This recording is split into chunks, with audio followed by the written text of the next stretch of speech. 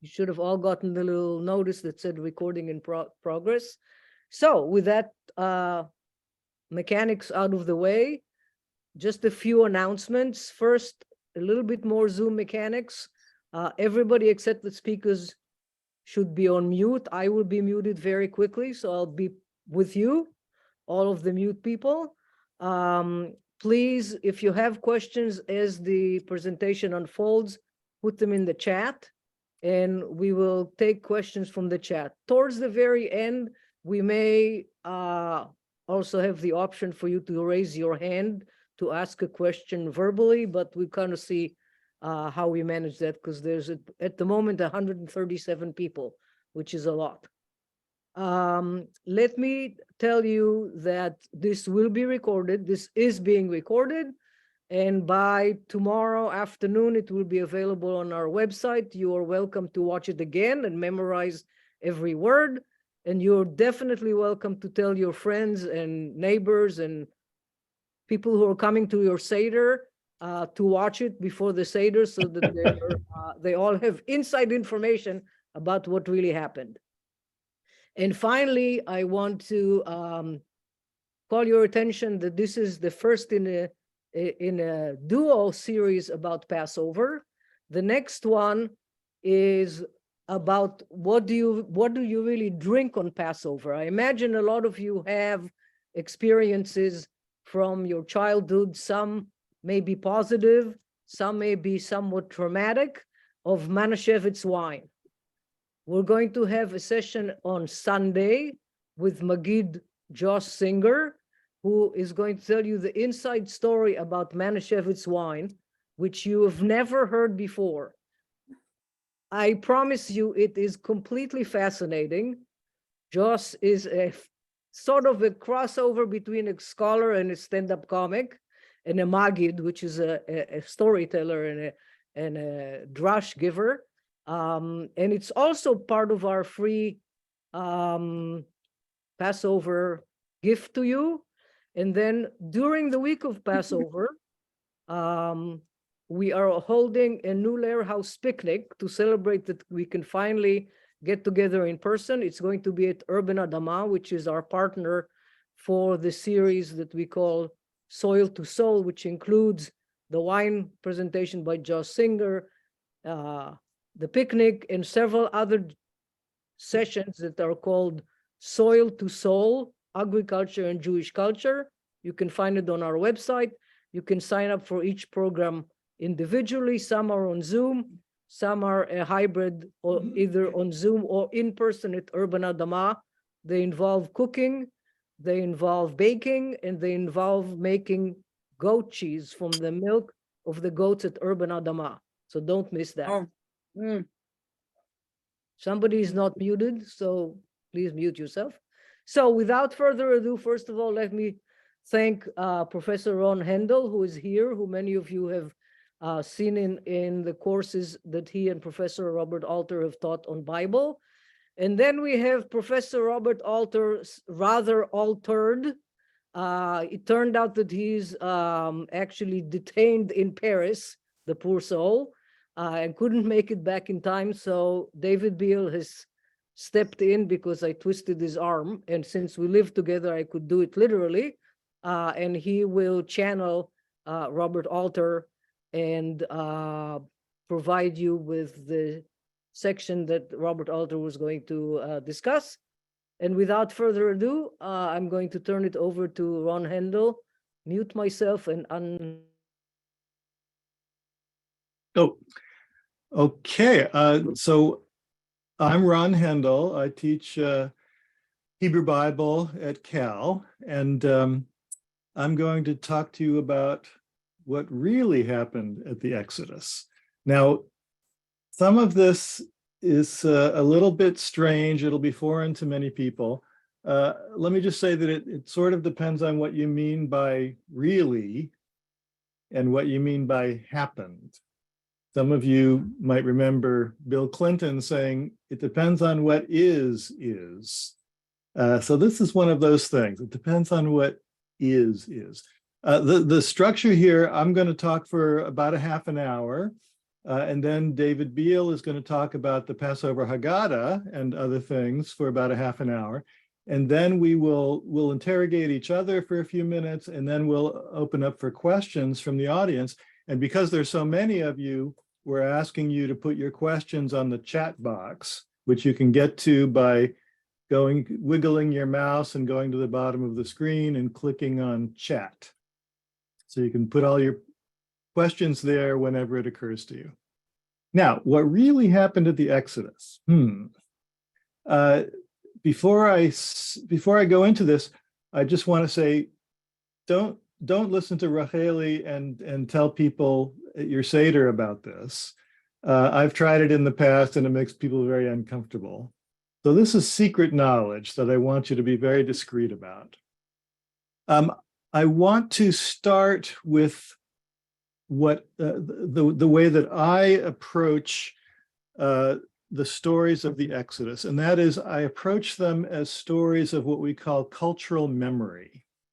Now, cultural memory is a concept that sounds a little abstract, but it's actually something that's very familiar. In every culture, people have certain stories that they grow up learning. Okay, knowing these stories is part of your identity as a member of that culture.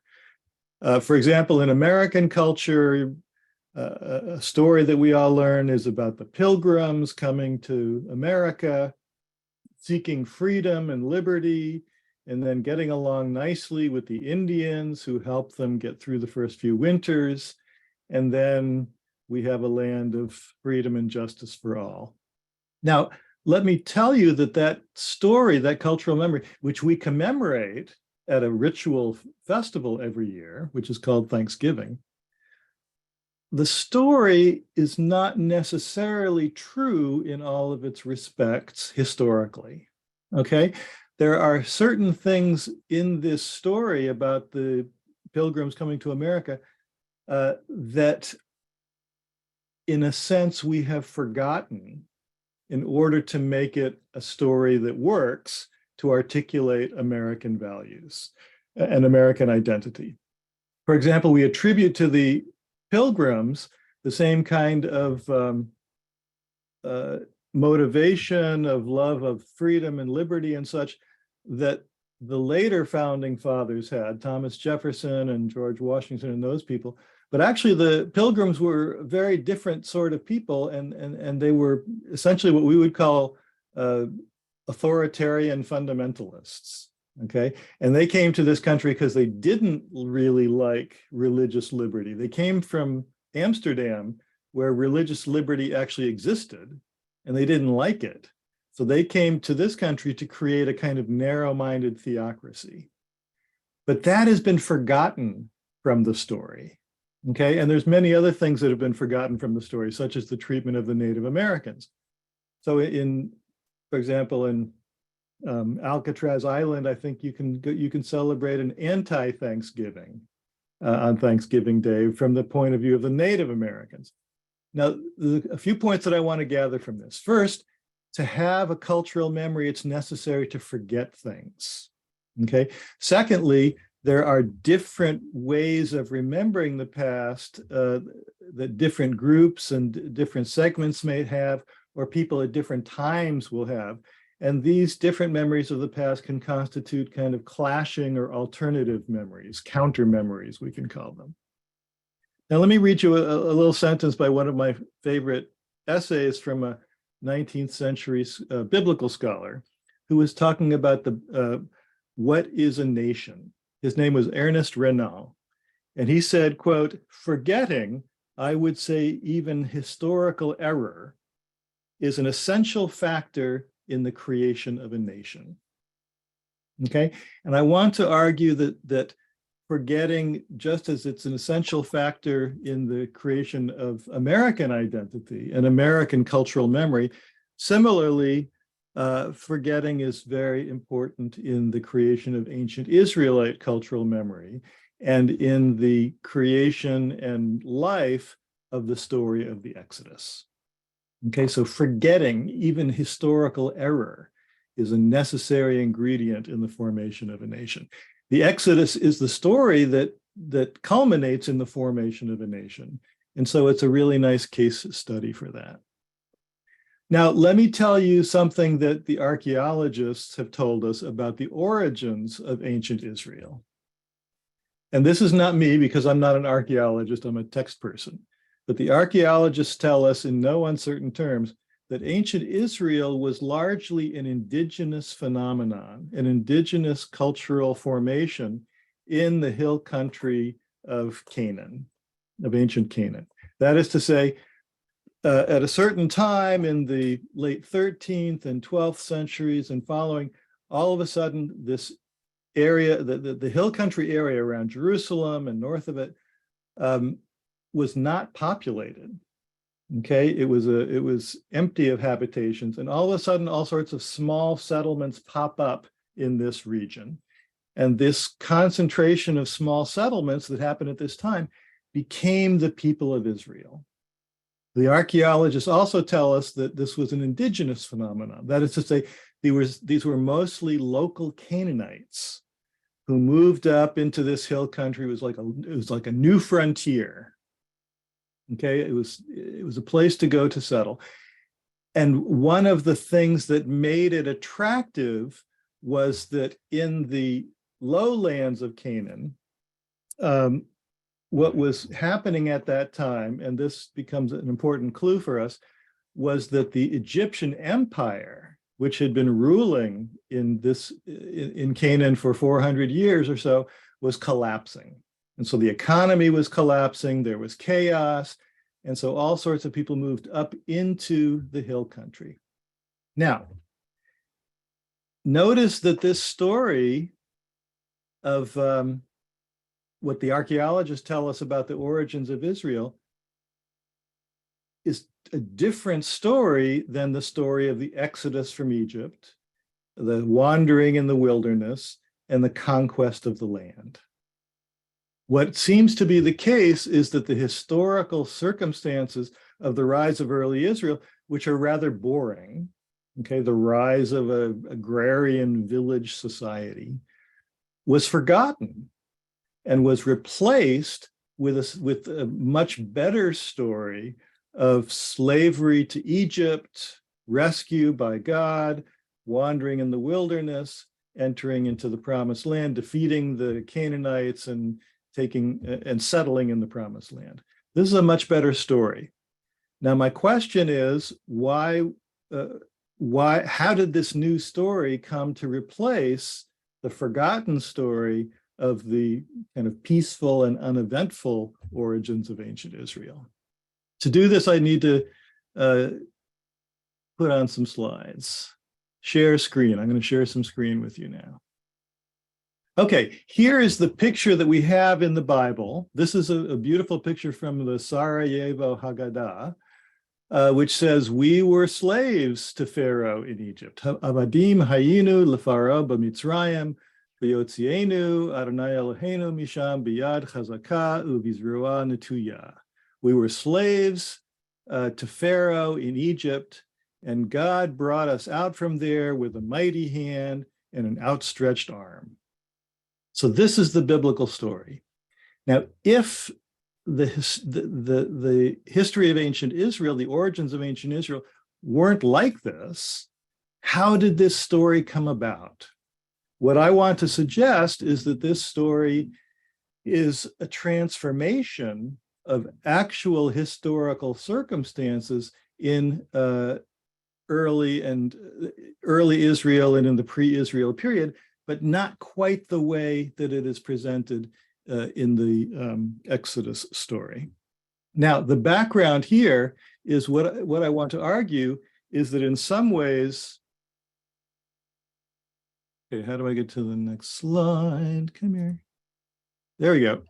What I want to do is introduce you to the Egyptian Empire, which was the historical circumstance of ancient Canaan in the 400 years or so before the rise of Israel, and it overlapped with the early Israel.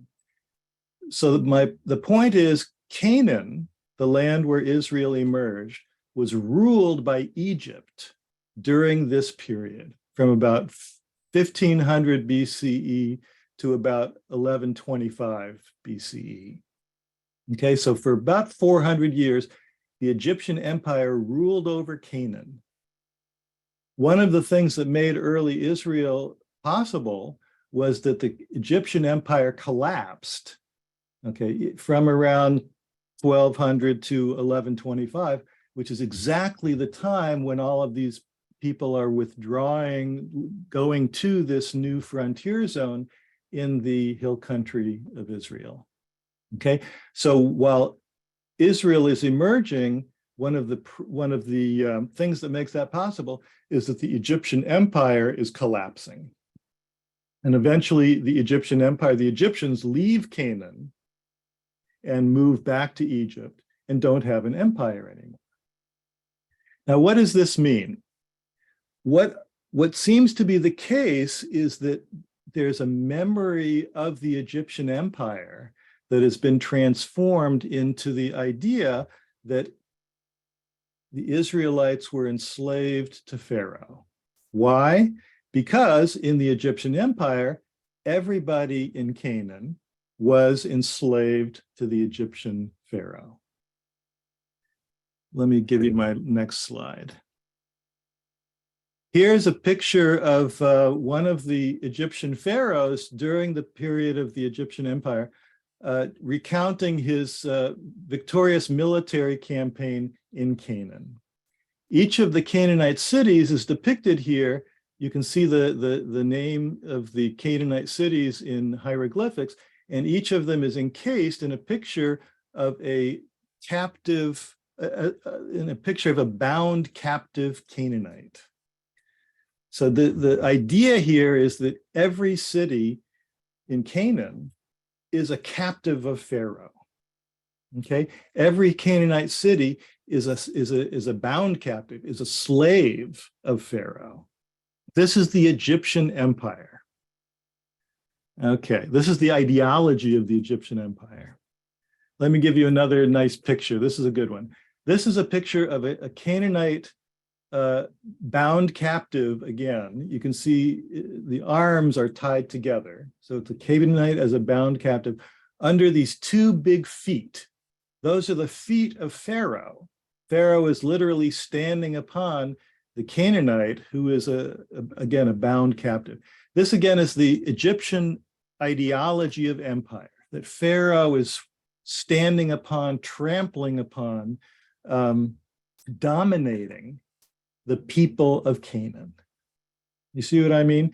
So in the Egyptian Empire, the ideology is that the Canaanites are being dominated by Pharaoh, that the Canaanites are, in a sense, in a very real sense, slaves of Pharaoh. Here's some letters from local Canaanite kings during this period. And all I'm emphasizing here is this theme of dominance and this theme of Pharaoh, of the house of bondage that the Canaanites are living in. They're under the servitude of Pharaoh. So in these letters, in some of these excerpts, these are letters from Canaanite kings to the Pharaoh who's ruling over them. The Canaanite cities are, each of them are a loyal slave to Pharaoh. The Canaanite king, each of them is a loyal slave of Pharaoh, of the king. Another one says, Canaan is your country, its kings are your slaves. Another one says, may the king, my lord, take cognizance of his slave and his city. Again, this is a Canaanite king speaking to Pharaoh, writing to Pharaoh, saying that I, the Canaanite king, am your slave and it's your city. Everything belongs to the king. Everything in the land of Canaan belongs to Pharaoh. It's his possession. Now, not only is this the language of politics, not only is this political rhetoric, but this is what's actually carried out on the ground. The most fertile valleys in the land of Canaan, the valley of Jezreel, the valley of Sharon, belonged to Pharaoh. They were declared to be royal lands, and they were worked by local Canaanites in forced labor. The Hebrew word is mas. The word in this letter is masu. So local Canaanites were forced by their king. The king had to supply them as forced laborers for Pharaoh. Okay, but they were forced laborers for Pharaoh in the land of Canaan. Okay, but the land of Canaan belonged to Egypt. So they are serving Pharaoh, they're laboring for Pharaoh, they're in the Egyptian house of bondage, but that Egyptian house of bondage includes the land of Canaan. So my point here is that all of the local Canaanites in the period before the rise of Israel, even if they had never been to Egypt themselves, could see themselves and probably were forced to see themselves as slaves of Pharaoh, okay, of living in the house of Egyptian bondage. Oh, here's some more. These are not necessary, but the picture that I showed before of the Canaanite under the feet of Pharaoh, this also becomes a political idiom in these same Amarna letters, where the Canaanite king says, I am your slave, the dirt under the foot of the king. This kind of actualizes that image of the bound captive Canaanite under the foot of the king. I am the dirt under the sandals of the king, my lord. I am a footstool for the king, my lord. I will not move under the feet of the king, my lord. Here's a letter from Pharaoh, this last one here. A letter from Pharaoh to one of the Canaanite kings says that Ammon, the high god, the high Egyptian god, has indeed put the upper land, the lower land, where the sun rises, where the sun sets, under the feet of the king. So the king, the Pharaoh, was stepping on the whole land of Canaan, this upper land, which was essentially a colony of the Egyptian empire. Now, just in case people didn't get the message from this royal ideology and from the language that was being used and from the servitude of Canaanites on royal fields in these valleys, in the Jezreel and the Sharon, there were a lot of Egyptian garrisons in Canaan during this period. So this was essentially a military occupation of Canaan. Okay, and this is a reconstruction of one of the Egyptian military garrisons. This one is at Jaffa, just outside of Tel Aviv, and there were just lots of Egyptian soldiers here.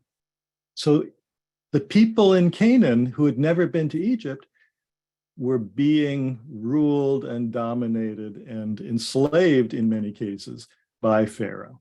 Now, let me add, there were also many instances that we can point to where we can see Canaanites from Canaan being taken down into Egypt as bound captives and being sold as slaves or being utilized as slaves in Egypt.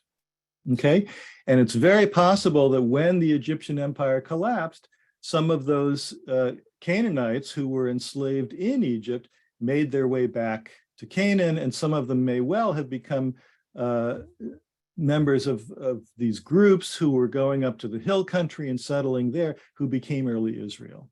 What I want to emphasize, though, is that even if those people brought their story of deliverance, even of miraculous deliverance from Egypt, the question is why the locals would have adopted that story for themselves. Okay, the vast majority of early Israel would have been people who never went to Egypt. Again, this is what the archaeologists tell us. So what I'm suggesting here is that they would have adopted that story because they felt that they too had been slaves to Egypt for the last several hundred years, and that all of a sudden the disappearance of Egypt, the collapse of Egypt, would naturally have been attributed to the victory of their God over Egypt, and in a great deliverance. Okay, with a mighty hand and an outstretched arm, we were delivered from Egyptian domination. So both escaped slaves from Egypt, there may have been some, but certainly the majority of people had never been in Egypt. They would also see themselves in that same story. Now somebody needs to mute themselves, I think. Let me just add as a final note to this model of what really happened at the Exodus, the idea of how important memory is within the structure of the story. Okay, as I've said, citing Renan, it's important for a cultural memory to take root. It's important for certain things to be forgotten.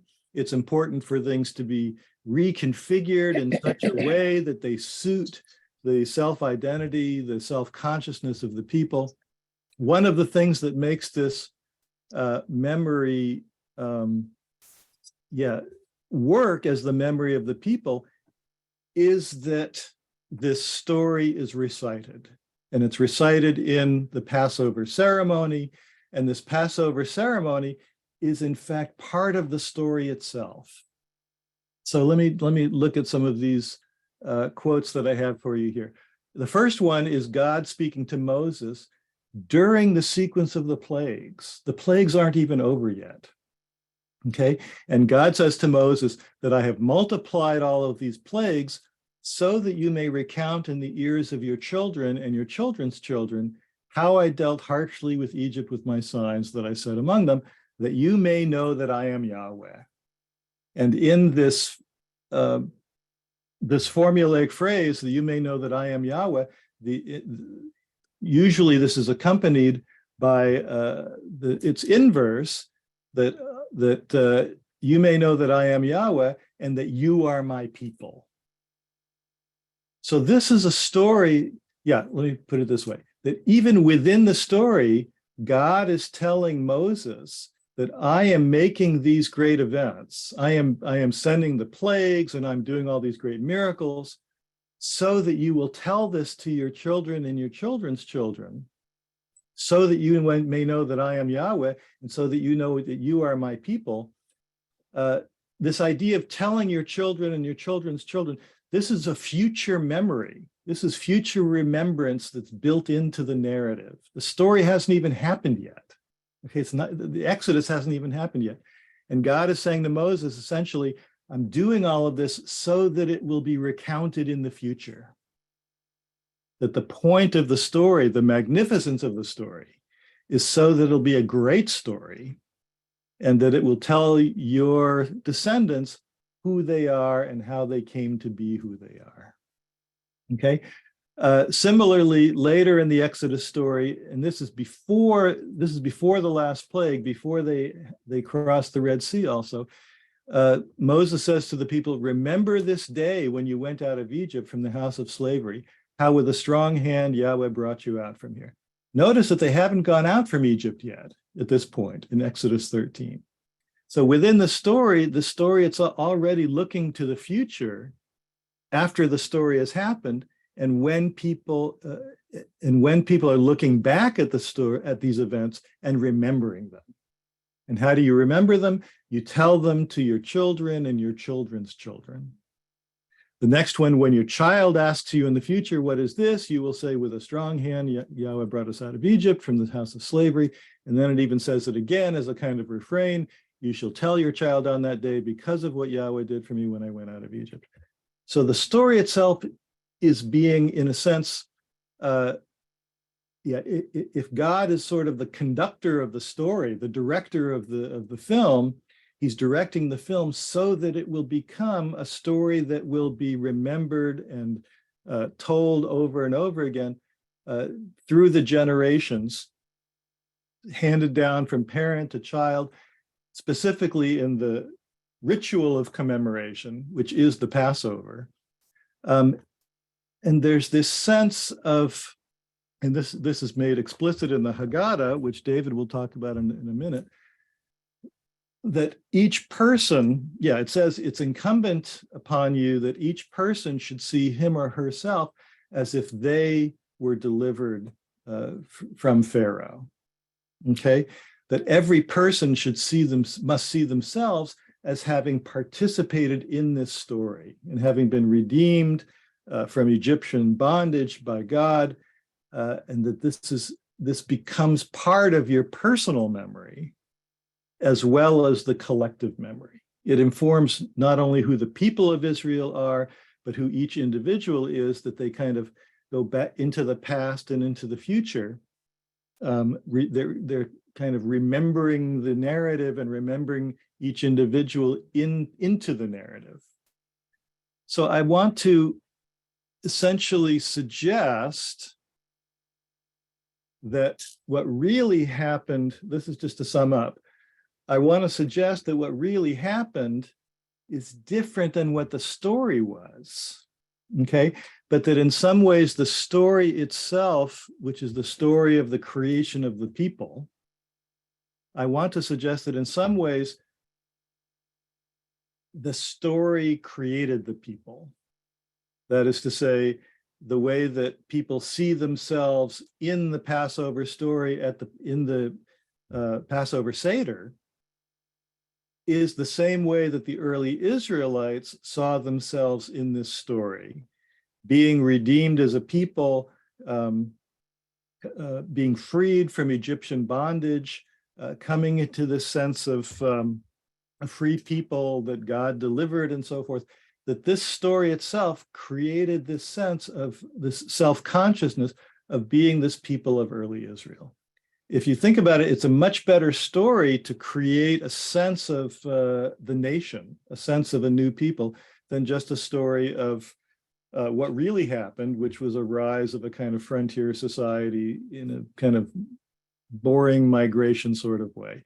This creates a monumental story of the origins of the people, which draws on certain threads that people remembered from actual history, that is to say, being slaves to Egypt, but makes it a much better story. Or as God says, he multiplies his signs and wonders to make it a better story, so that you will tell it to your children and your children's children, that you will know that I am Yahweh, and that you will know that you are my people. So I want to argue that the story itself, in a sense, is the way the people of Israel narrated themselves and remembered themselves into being self-created as the people of Israel.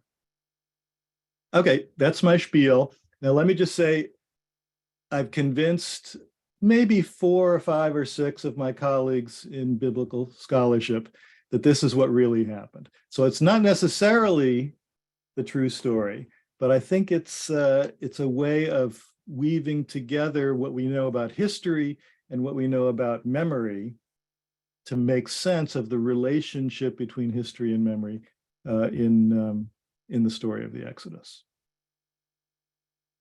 Well, thank you, Ron. I guess I take over at this point. Yeah. So as all of you know, Robert Alter wears size 20 shoes, and I wear size 5 shoes. So stepping into his shoes is going to be a difficult trick, especially at the last minute. I'm sorry he can't be here with you, but I'll try to offer some reflections on both the Exodus story in the Bible and also on the Haggadah.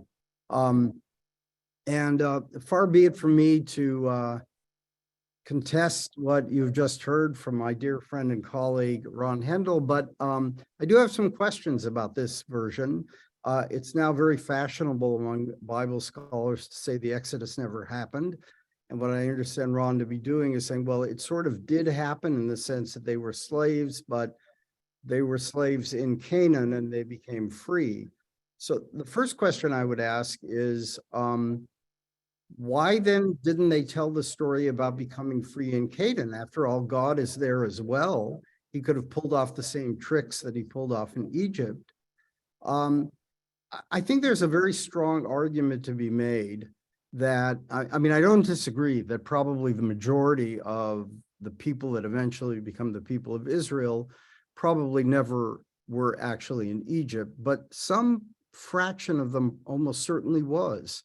After all, first of all, we have some names. The name Moses is an Egyptian name. Tutmoses, you saw the name of the pharaoh there on the screen. The name Pinchas or Phineas, as it's often translated, is an Egyptian name. So there are little traces of realia, that is that Israel may actually have been in Egypt, or at least some fraction of them. Some group came out, and shall we say, imposed their story on a much larger group that was never actually there. But I want to also ask maybe a deeper question here. We take it for granted that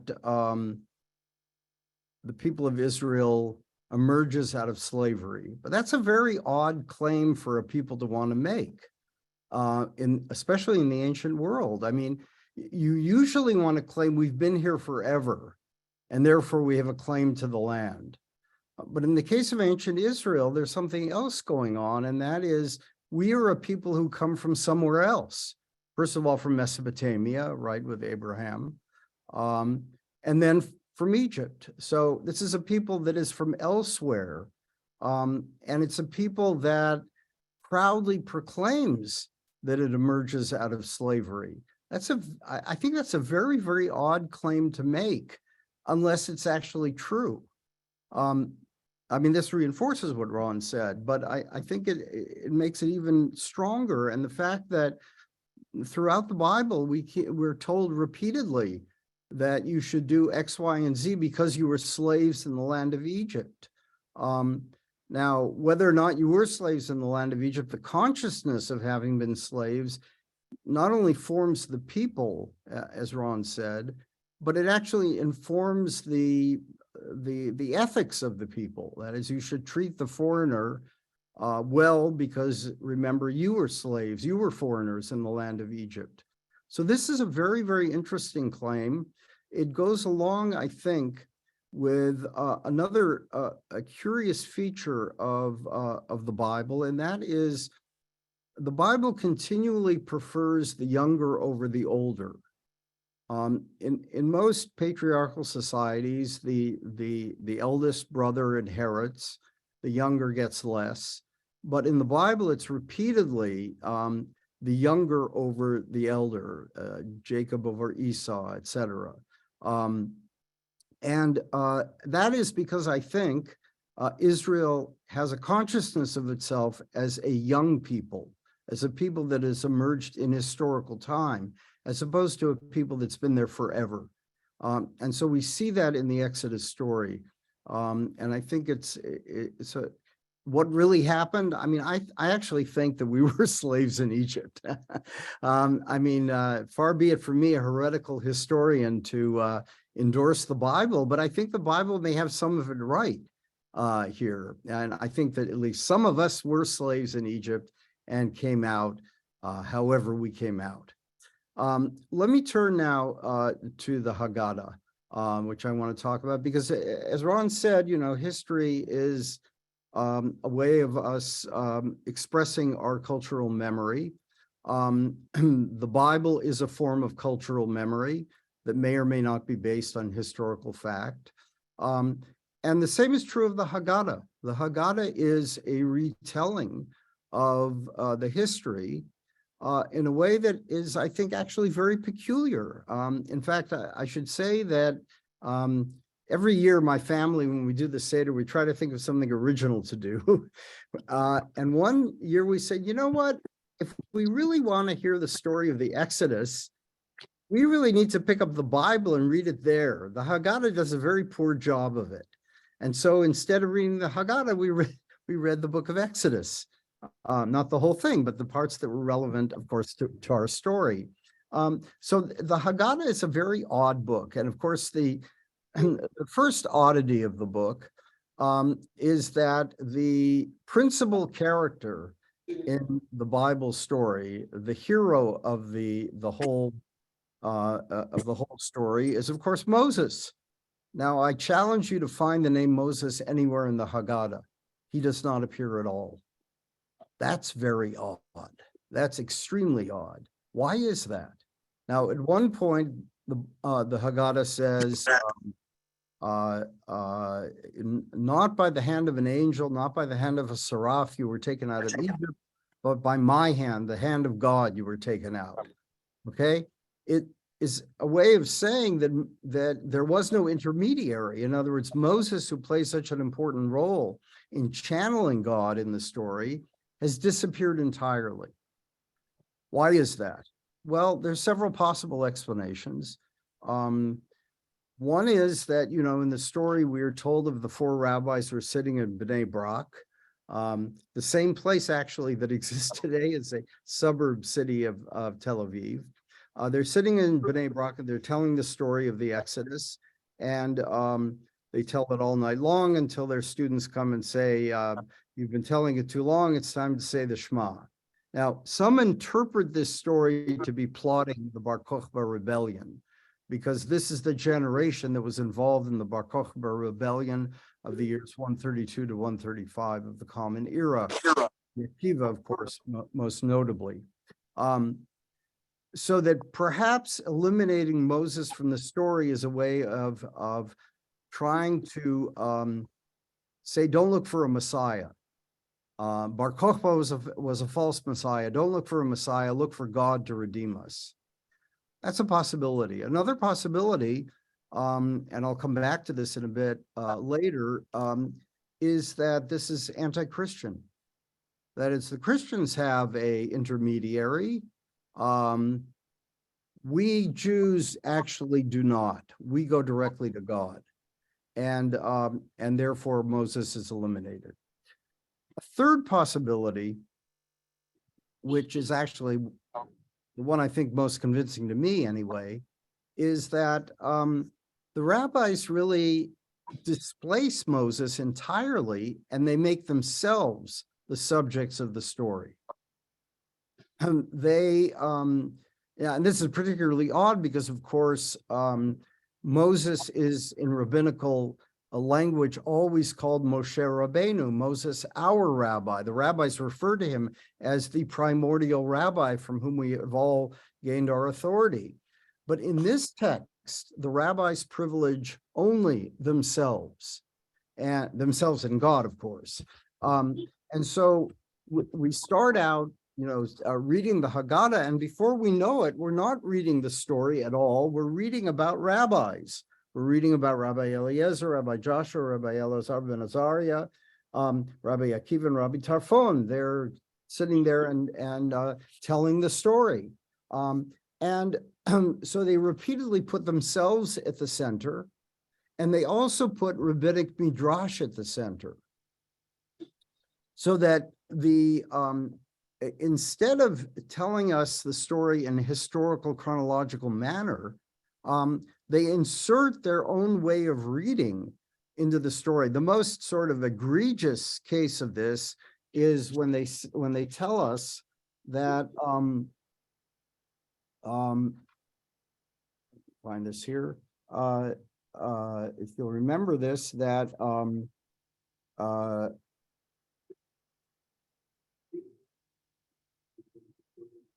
sorry, just 1 second. I have it marked here, but I can't exactly find it. Yeah, it's where it says that if you want to see some real genocide, look at Laban. He tried to destroy all of the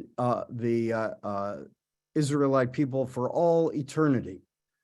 Pharaoh just tried to destroy the male children. Now, Laban, of course, is Jacob's father-in-law.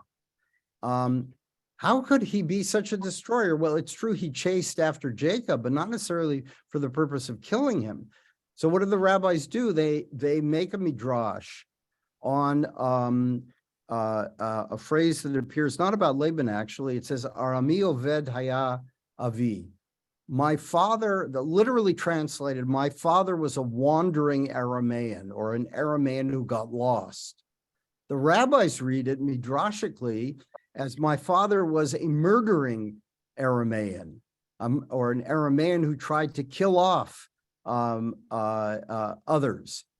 This is very, very odd. I mean, why would you do this? Pharaoh, after all, is the villain par excellence of the Exodus story. And all of a sudden, Laban, the poor guy, Jacob makes off with his 2 daughters and with the family idols and so forth. And now he's turned into a genocidaire, which is really, really extraordinary. So this is one case of midrash that is, I would say, kind of gone wild. And it's a little bit hard to understand why it is, except for the fact the rabbis want to put themselves in the driver's seat of the story. We're given other midrashim that are, to my mind, utterly superfluous, if I can say so. Immediately after the Bnei Brak story, we're told Rabbi Elazar ben Azariah said, I am like a 70-year-old man, but I could not succeed in having the Exodus from Egypt mentioned every night until Ben Zoma expounded it. In order that you may remember the day you left Egypt, all the days of your life. The phrase, the days of your life, would have indicated only the days. The addition of the word all includes the nights as well. This is a frivolous midrash. We don't really need this at all.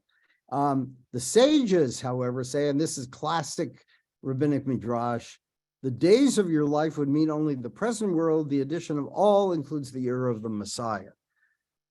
To me, this is an insertion of a midrash in the middle of what we suppose is a story telling of the Exodus to something that is really superfluous. And I think, once again, it's because the rabbis want to assert their control over the story. Now, just a few more comments here. The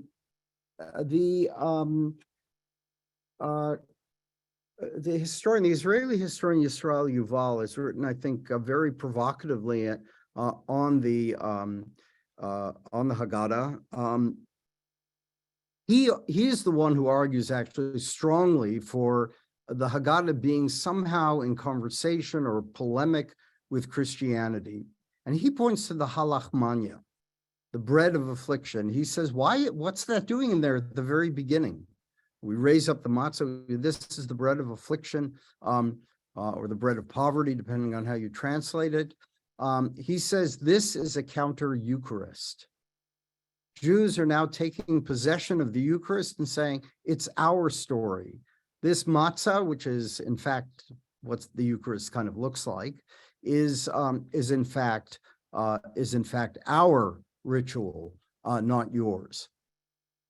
Now, Yuval has also, I think, very perceptively written about the kind of undertone in places in the Haggadah of violence and revenge. Violence and revenge. We all love the Haggadah, right? The kid who gets eaten by the cat, eaten by the dog, et cetera, et cetera. I mean, it's an incredibly violent song. And finally, the violence is put to an end with God killing the angel of death. Now, I think that that's in there, and this is something Yuval argues, it's in there because actually the Haggadah, even if not in its original setting, does get deployed later in Jewish history as a text of revenge. I don't know how many of you in your Seder actually get far enough to read this, but after the meal, when we generally sort of skip to the songs, right, we read the following. And first I'm going to read it in Hebrew, and then in, because it's really quite striking in Hebrew, and then in English. Shvoch chamatcha el hagoyim asher lo yadaucha, v'al mamlachot asher b'shimcha lo karu. Ki achal et Yaakov v'navehu hishamu. Shvoch aleim v'amecha v'charon apecha yasigem. Tirdof ba'af v'tashmidam mitachat shmei Adonai. This is a blood-curdling text. Pour your wrath out upon the nations that do not recognize you, and upon the kingdoms that do not invoke your name. For they have devoured Jacob and destroyed his habitation. Pour your anger upon them and let your fiery wrath overtake them. Pursue them with wrath and annihilate them from under the heavens of God. In other words, the Haggadah, towards the end, comes out with this idea that it's not just in the time of Pharaoh that God wreaks vengeance, but we call him down to wreak vengeance in every generation upon the enemies of Israel. Now, so I think that this can't be discounted. I mean, we all love the Haggadah, but I think we're all a little bit uncomfortable with this particular passage.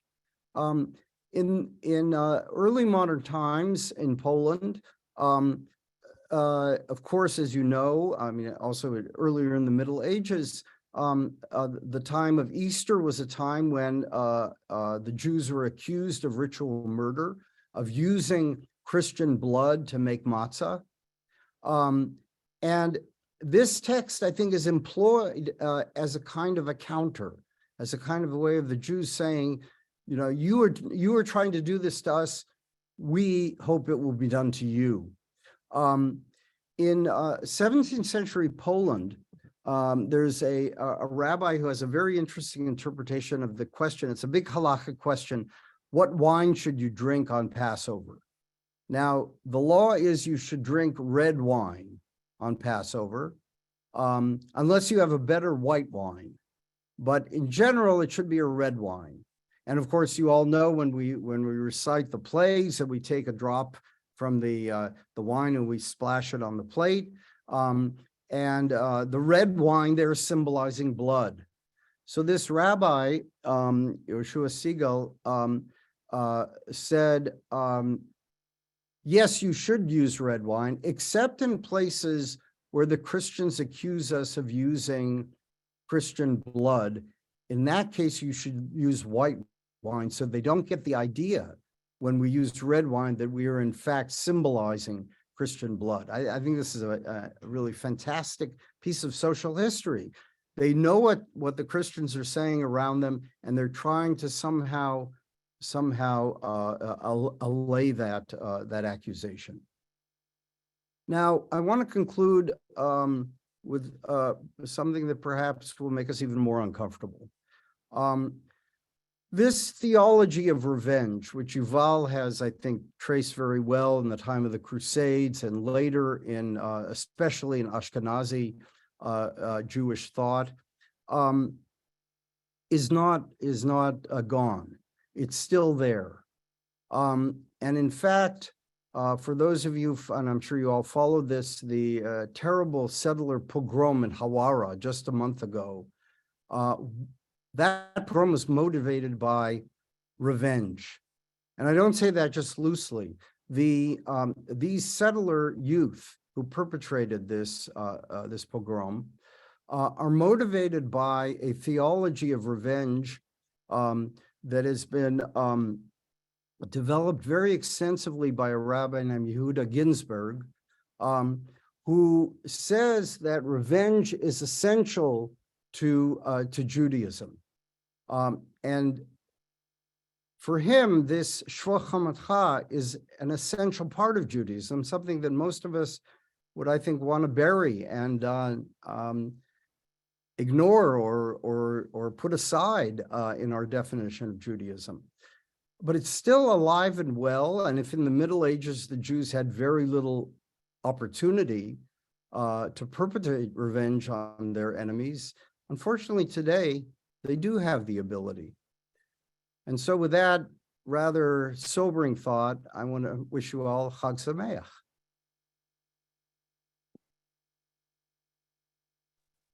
That is a sobering thought.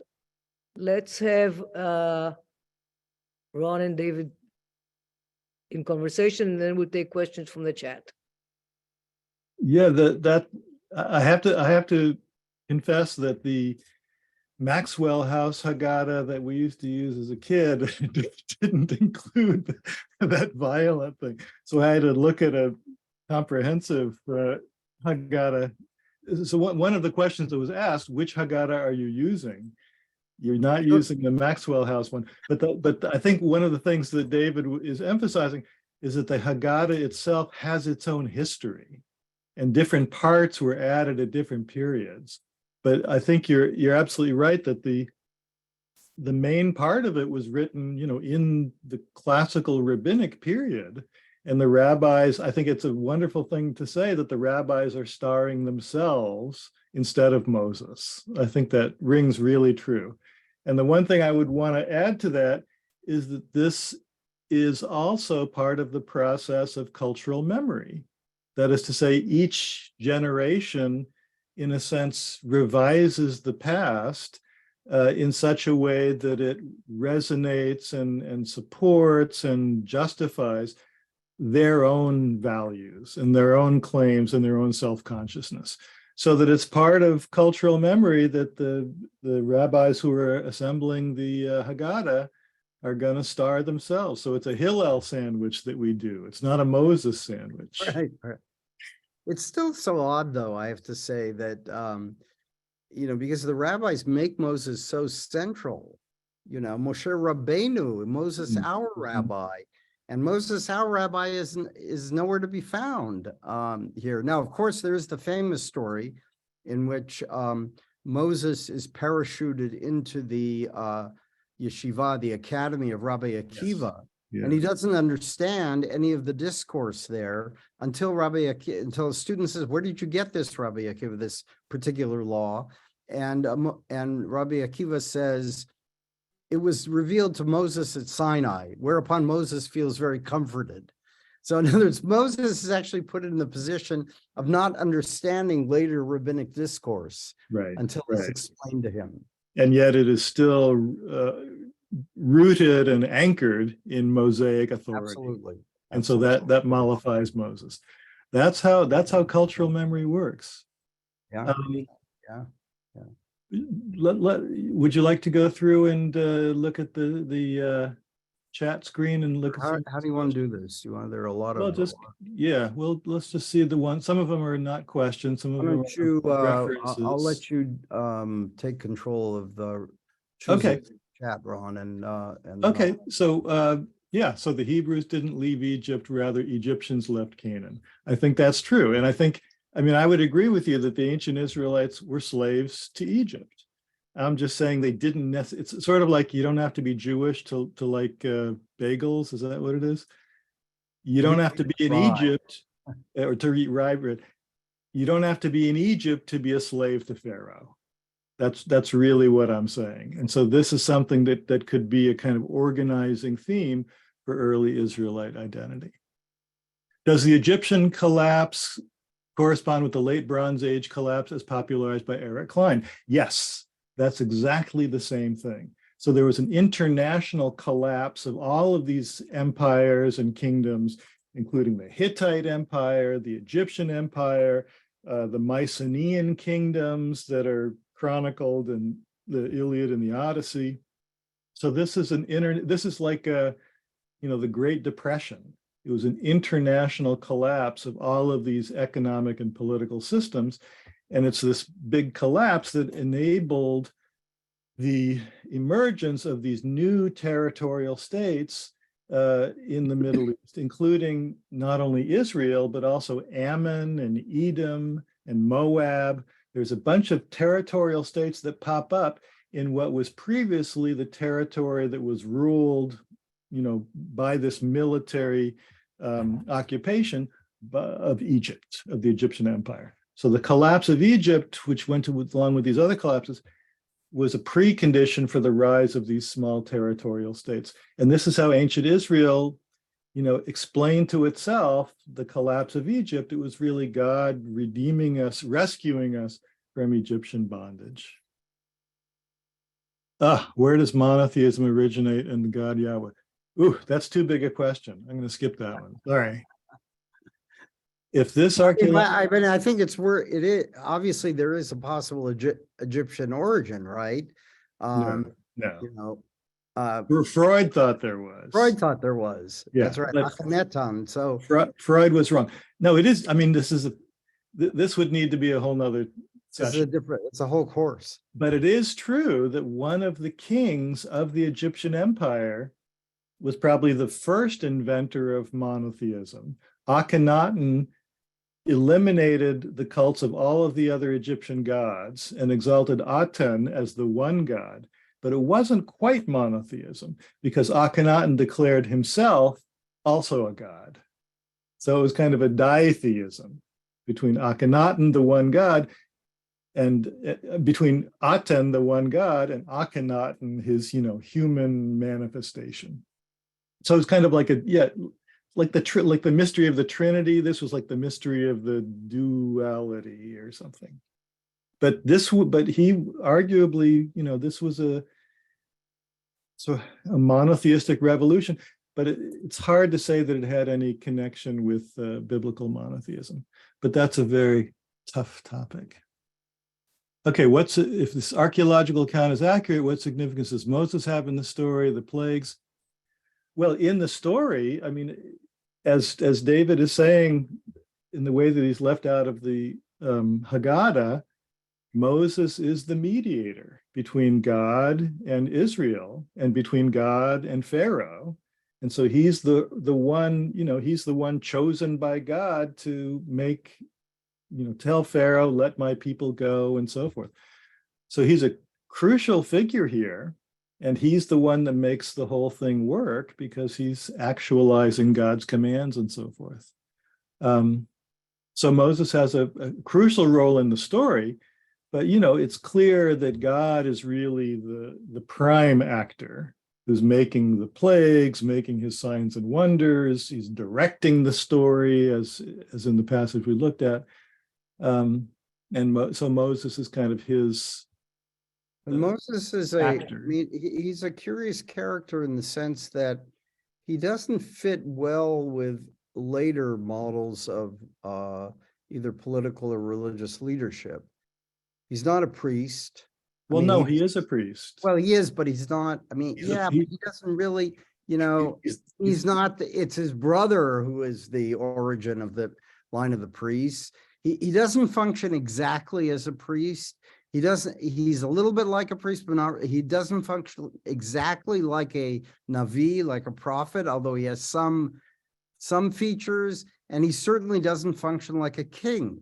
So he's kind of a unique figure in that respect. He's a unique figure, but I would emphasize that it's the blend that makes him unique, because he is a priest. He's from the tribe of Levi, and he gives the 10 commandments. He does all of these things at Mount Sinai. He's the one person who can speak with God.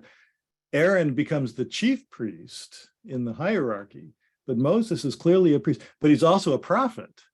And so this also goes with speaking with God, speaking God's word.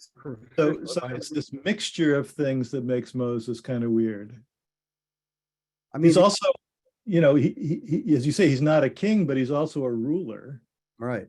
So he mixes that. A very unique figure in many ways, and yes. But he's unique in that he blends all these things together. And that's why, for example, Spinoza thought that originally what Moses was all about was a theocracy, that is, ruled by God. And Moses does not. I mean, he's not a king; doesn't play that role. Right. And so. Yeah, it's very, very interesting. I mean, look, I think that I think the Moses story, the Sinai, all of this reflects some kind of a wandering group whose story gets, melded onto a story of those people who stayed in the land. Yeah, I mean, not that we don't know if Moses actually existed or not, right? Of course not. But there's, it's very interesting to have all these details. Somebody in the same question, and what about Sinai? Sinai is a very peculiar place. Jews never go back there. We don't make pilgrimage there unless you're a tourist, going on a trip now to Sinai. I mean, it's not a site of Jewish pilgrimage, and yet it is the central location for our most sacred book. Well, let me add to that, and this also goes to, and I agree, Moses is a unique figure. It says we don't know where Moses was buried, and so you can't go and pay homage to Moses's tomb. It's also not clear where Sinai is. In some of the stories, it's in Midian, right, which is like in northern Saudi Arabia. In other stories, it's in Sinai, where Mount Sinai is. But Mount Sinai wasn't called that at the time. It's called that because that's a traditional location of the mountain.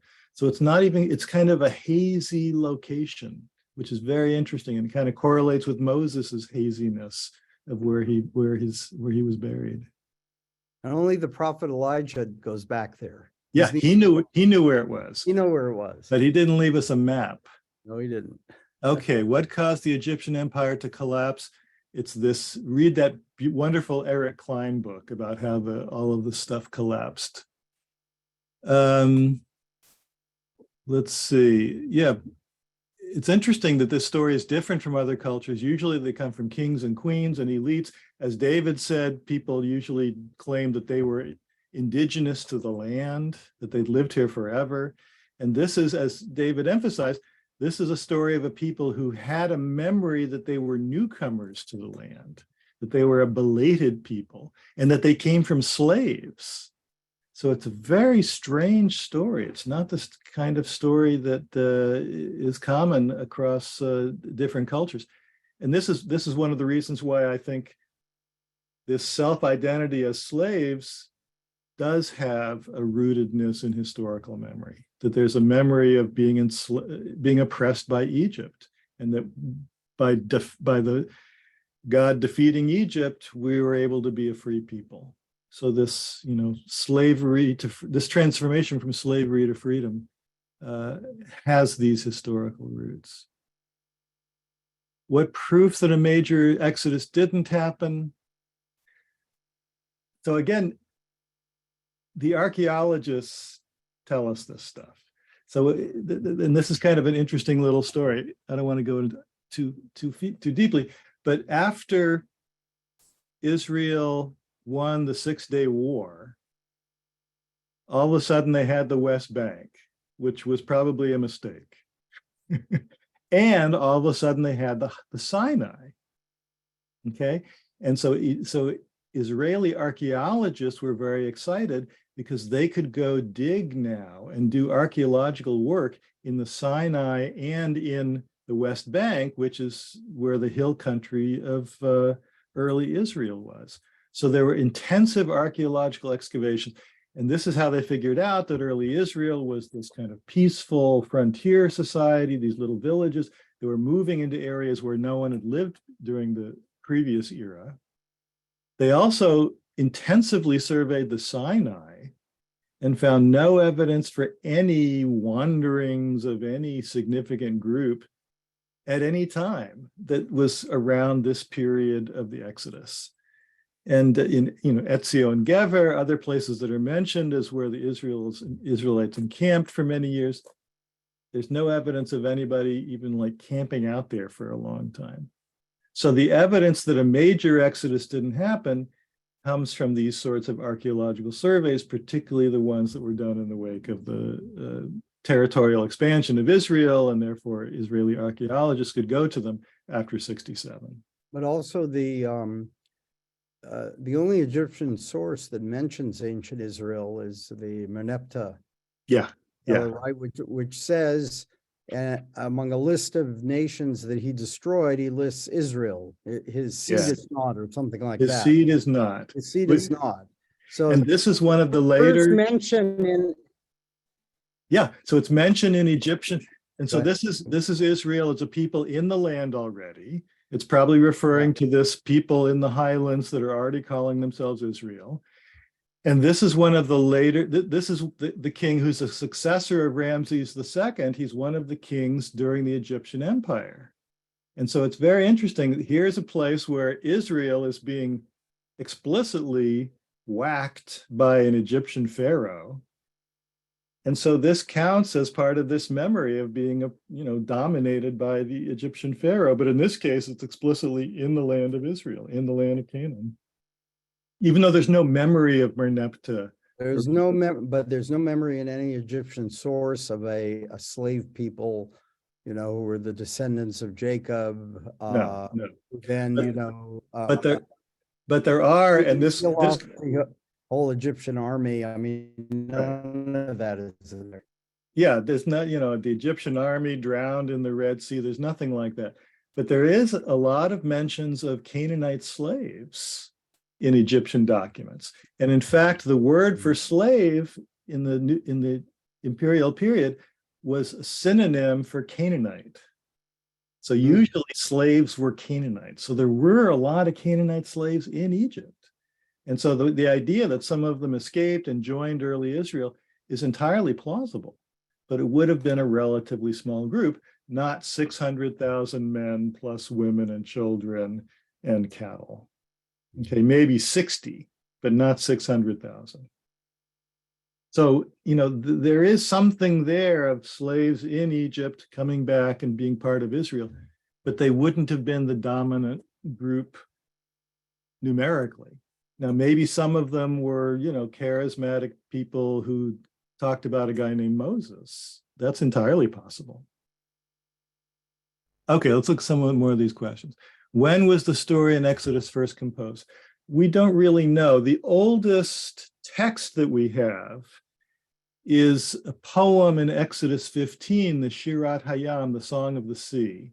And it's older, the poem is older than the prose story of the Exodus. We can tell from linguistic criteria. So that poem is probably as old as the 10th century or so, BC. So that's probably the oldest actual written memory of the Exodus that we have. And it's a song of praise to God for, defeating Egypt and drowning Pharaoh's armies at the Red Sea. So that's the oldest point that we have. In the text, there was already the story. Well, I lost you there. Say that again. So what I'm saying is that, then in the 10th century, the core of the story was already there. But remember that the events themselves, at least if we can date them, took place several hundred years earlier.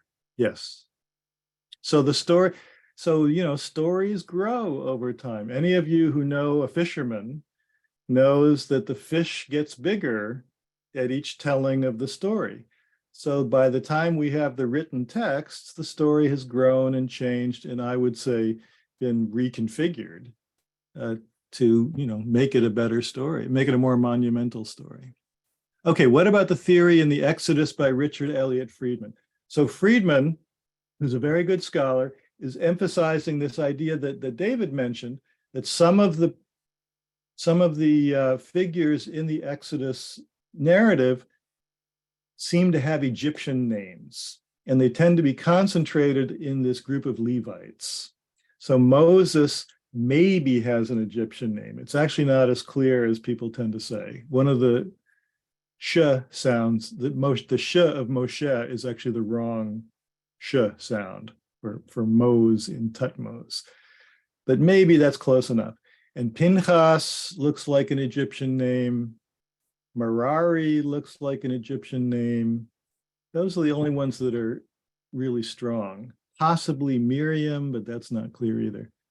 So, so some of these names seem Egyptian. So this gives rise to the idea that maybe there was a core of Levites, people who became priests, who were some of these people that were slaves in Egypt and escaped from Egypt and came to Israel and were basically the conduits, the creators of this story that then everybody else adopted for themselves. So that's essentially Friedman's argument, that this core of Levites were the people that had the actual exodus from Egypt and came into the promised land and promulgated that story. And so that's possible. It's possible, but it's part of the bigger picture, I would say. Berkeley Ho said the word love didn't mean love, but his subservient relationship of a subject to their king. I'd like to know which biblical Hebrew professor at Berkeley said that, because I need to give them a talking to. The word love does have this sense in political treaty language that that when a vassal king is serving an overlord king, that the vassal king has to love the overlord king. Okay, and this love really means obedience in that case. So when it says you shall love the Lord your God with all your heart and all your might, it does mean you're supposed to obey. Okay, but it also means you should love. Those are not antithetical meanings. So I think that's a very important point. To say that it has this legal sense of obedience doesn't mean it doesn't have the sense of love as an emotional bond. The one doesn't preclude the other. What do we think about Moses and monotheism? What do you think, David, about Moses and monotheism? Moses and what? Moses and monotheism, Freud's book. Oh, It's a nutty book. uh, it's really, Freud is really trying to add a book. I mean, I could give a whole lecture on that book. Yeah. Freud is really identifying with Moses. That is, Moses is really taught the principle of renunciation of the instincts, which is exactly what psychoanalysis teaches. And so the book really, I mean, the book has to be read also through Freud's confrontation with Nazism, with Nazi anti-Semitism, and with trying to explain it. And he basically explains it by the fact that only the Jews have really succeeded in renouncing the instincts, whereas the Christians have not. And this is coming out in this mythic anti-Semitism. But one could go on and on. I mean, his plot history, ancient central, sort of spurious theory, but yeah, Ron. Yeah, I think you're right. Freud is seeing himself as the new Moses, who's in a sense liberating people from religion, and therefore liberating them from, as you say, these lower instinctual urges and stuff. So in a similar way to the way David was describing the Haggadah, Freud is doing his own cultural memory thing where he's inserting himself into the Exodus story and making psychoanalysis the mode of liberation from slavery. And so he's doing cultural memory as if he's the new culture that needs to be inserted into the story. But it's also a nutty book. The story of the Israelites begins with Joseph, who rose to prominence. Well, you said that about the rabbis. I can say that about Freud. Joseph rose to prominence. How does that fit in with the story? During the Egyptian Empire, as I said, there are many Canaanites in Egypt. Many of them were slaves, but some of them had been there for a long time before the imperial period even, and had basically assimilated to Egyptian culture, spoke Egyptian, were well educated in Egyptian ways. And we find that there are a number of places where high people in the imperial administration have Canaanite names. And so this is arguably remembered as, in a kind of general way, in which Joseph becomes a high official, the vizier, the second in command to Pharaoh in the period before the Exodus. So there must have been a sense that there were these Canaanite people who rose to high places. Some of them were essentially viziers to Pharaoh, and there were more than one of them. So this was a kind of cultural phenomenon. It's like Jews being the, doctor to the caliph of the Muslim empire. It happened several times. So this is a cultural thing that's remembered, and Joseph manifests that. To the king of Granada. Yeah. Jews who rose to that kind of position as well. Yeah. So these things really happened, and they really happened in the Egyptian empire too. So it kind of fits this larger picture of bits and pieces of the Egyptian empire being remembered.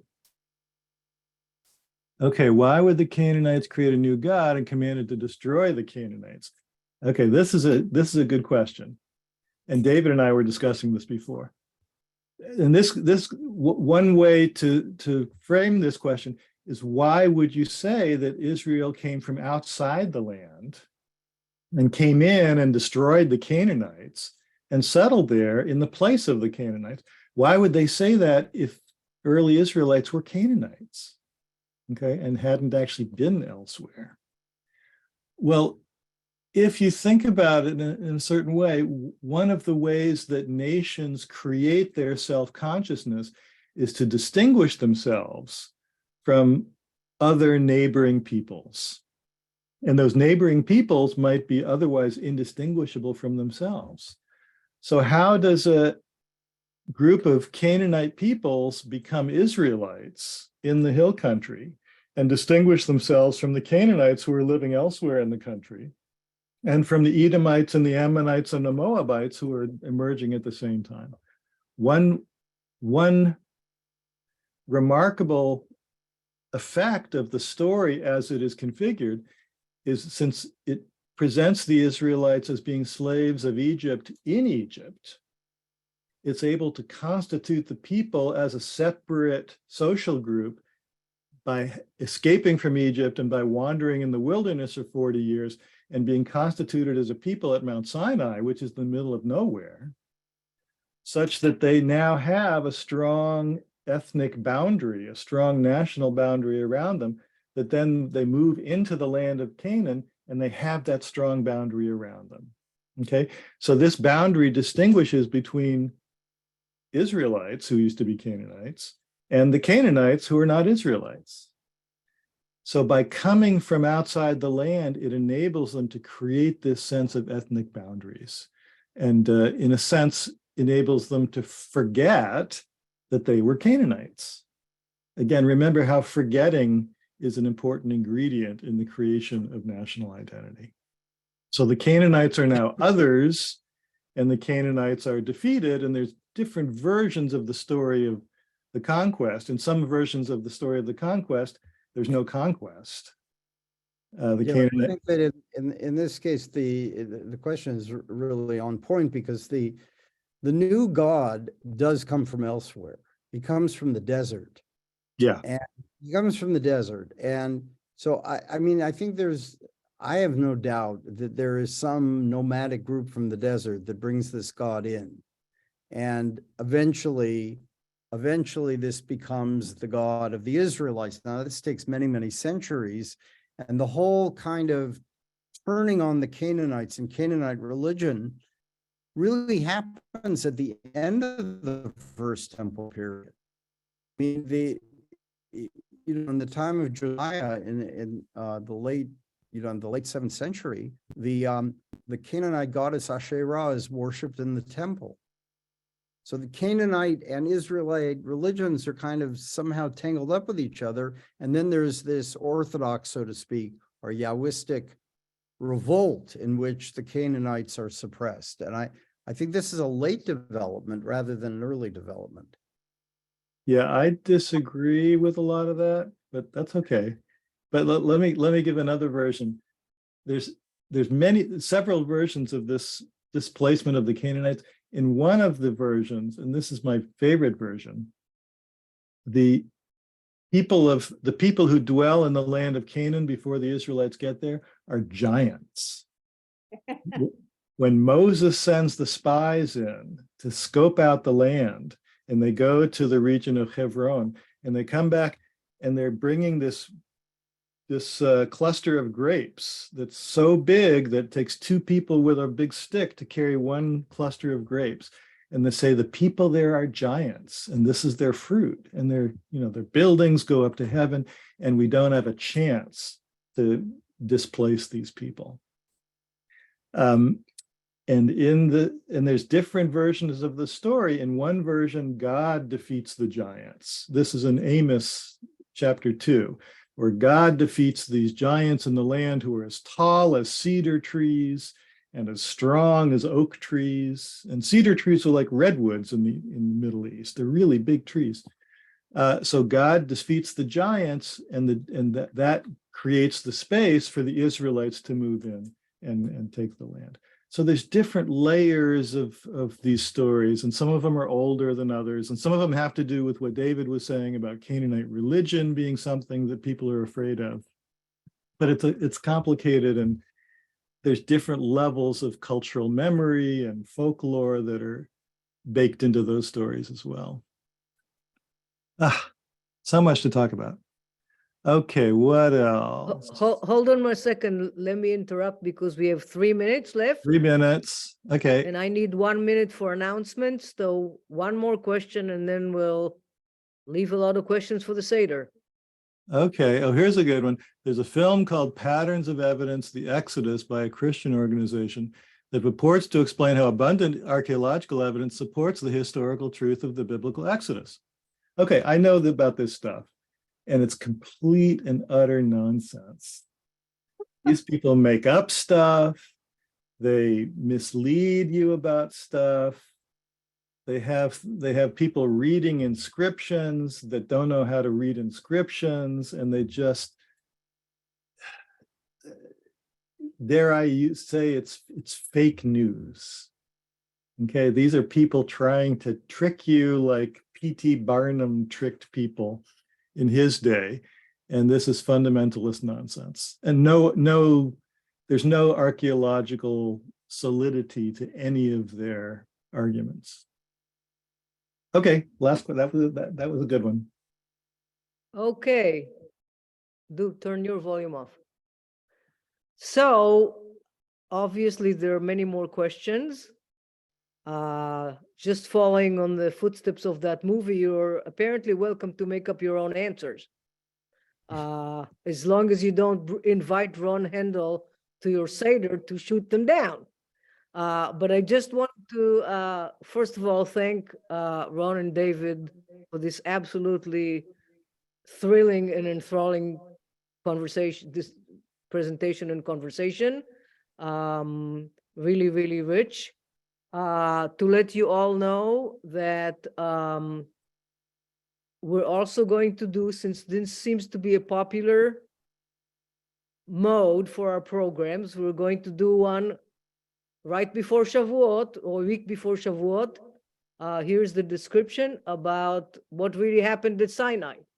And I suspect this is going to be an ongoing series. I don't know what we're going to do about Rosh Hashanah and Yom Kippur because there's no historical claims to an event, but we'll figure something out, I assure you. So you can look forward to that for May. And I also wanted to, again, share the information about the upcoming programs related, which as I said, are part of this Soil to Soil Agriculture and Jewish Culture series. Josh Singer on Sunday, Judaism in a Bottle. All of these are on our website. On Sunday the 9th, a picnic and charoset competition. I didn't mention that before. Anybody can enter their charoset recipe, but they have to bring a sample for the distinguished judges who have not been appointed yet to declare the winner. Then we're going to have a session with Barbara Kirschenblatt Gimlet. This is past Pesach. The woman who has the greatest collection ever of Jewish cookbooks, over 1,200 volumes, who will do a presentation, people on the cookbook. We're then going to have cooking from recipes from across Jewish centuries, the breads of the Jews well after Passover, so don't worry about the chometz. And then, as I mentioned, ending with milk and honey, learning about the relationship between people and animals who give us things to eat, and then making, learning how to make goat cheese on your own. So again, thank you so much to Ron and David. Thank you all for coming, listening, asking great questions, and Chag Sameach.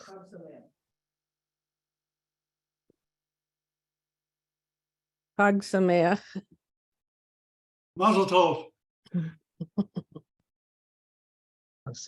Toda rabah. This- Very, very interesting. Thank you. I'm just looking at the chat. Thank you. Fantastic, fabulous. Oh, man. Okay,